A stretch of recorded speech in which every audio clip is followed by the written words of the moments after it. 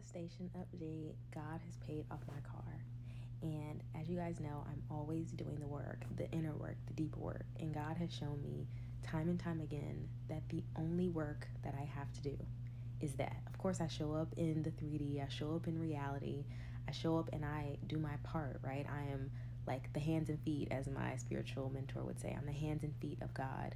Whatever He is nudging me in calling me to do, I do. But most of the work, the majority of the work, is done internally. It's done connecting back to my inner knowing, to my inner self, to my intuition, to the Holy Spirit within, to the superconscious.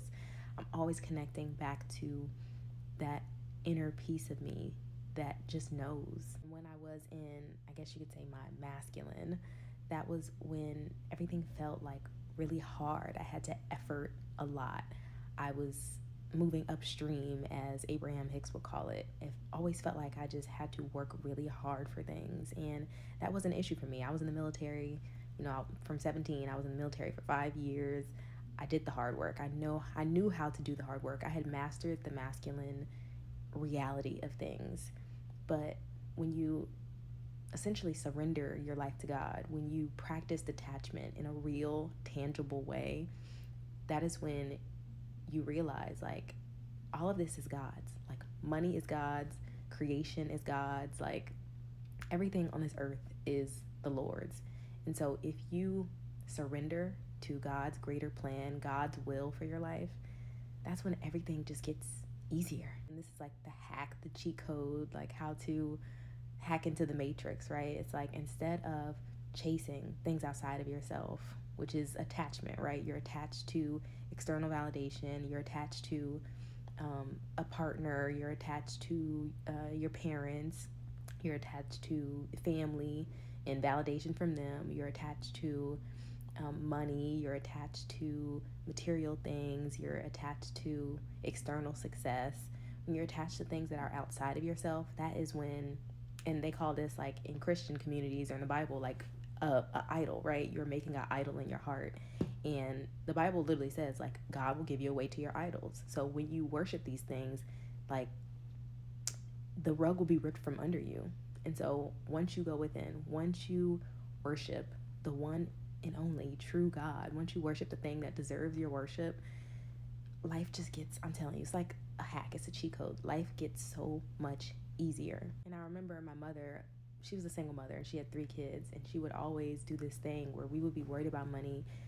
Our lights would be cut off, we wouldn't have food in the house, like, we would just be in a place of struggle, and she would be like, God got us, God got us. And that would bother me, because I'm like, no, like, we need to make things happen. We need to, like, I feel like we can go to 2 extremes, right? I was talking about the pendulum swing in another one of my videos. We can go over to, oh, we don't have to do anything, God's gonna make it happen, so let's just sit back and do nothing. And then we can go over to the other extreme where it's like, no, it's only up to me, everything's in my hands. It's like making yourself an idol. I'm the creator, I have to go make this happen. And there's a middle ground where you can co-create with God. You can do your part. You can take the actions which will feel aligned, right? It's aligned and inspired action. You can take the actions that feel good and that are in alignment with God's greater plan. And when you hit that sweet spot, that is when things just start to flow. Things just start to make sense. Like, even the seemingly, like, bad things or the losses or the negative emotions, all of those things come into play as, like, God's greater plan, God's greater will. When you move with clarity, when you move with alignment, when you move in harmony with God's greater plan, with God's greater will, that is when things will just start to happen. And people will start to look at you and be like, oh, well, she got lucky, right? Or, she didn't really earn it. She didn't really have to work hard for it. It just came to her. Everything comes easy to her. And little do they know that you're doing the work that 99% of people aren't doing. You're doing the deeper work. You're going within. You're calming your nervous system. You're working on your mindset. You're constantly reframing, rewiring, deconditioning, shedding, releasing. Like, you're doing the work that most people aren't doing. And that is exactly why you will get the results that most people aren't getting. I remember 3 years ago, I had a dream that I found $20,000 on the ground. And it just showed me, like, God gives me these like really vivid dreams that shows me what's to come. Sometimes they're a little scary, sometimes they're a little like overwhelming, and sometimes they're really like just like, oh my God, like abundant. And ever since then, like I remember I was in California back home, and we took a trip to LA. I found $1 on the ground in like on the what do you call it, the Hollywood Walk, like with the stars, and everyone was just walking past it. And I just went up and I said, oh, I guess it's for me. And I went and I grabbed the dollar. And then another thing happened where this was like maybe a few months ago. I found $20 on the ground.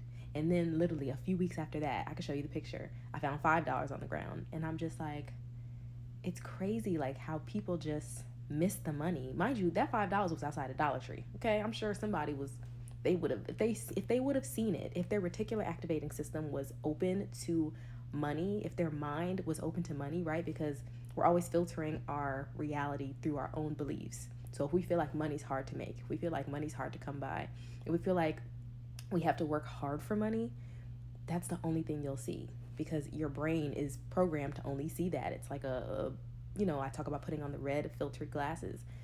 When you're programmed to see making money is hard, you'll miss all the easy money in front of you. You'll miss the $20 right on the ground. Like, everyone walks past this money.